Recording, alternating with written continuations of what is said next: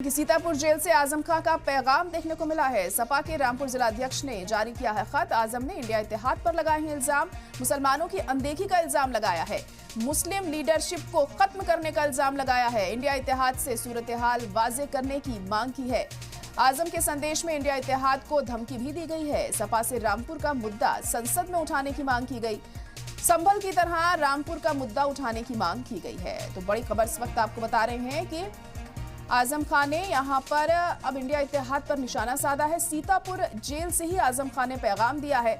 सपा के रामपुर जिलाध्यक्ष ने जारी किया है ये खत और इस खत के जरिए आजम खान ये कहना चाह रहे हैं कि इंडिया इत्तेहाद मुसलमानों की अनदेखी कर रहा है। मुस्लिम लीडरशिप को खत्म करने का इल्जाम यहां पर लगाया है आजम खान ने इंडिया इत्तेहाद पर। इंडिया इत्तेहाद से सूरत हाल वाजे करने की मांग की गई है। आजम के संदेश में इंडिया इत्तेहाद को धमकी दी गई है और सपा से रामपुर का मुद्दा संसद में उठाने की भी मांग की गई।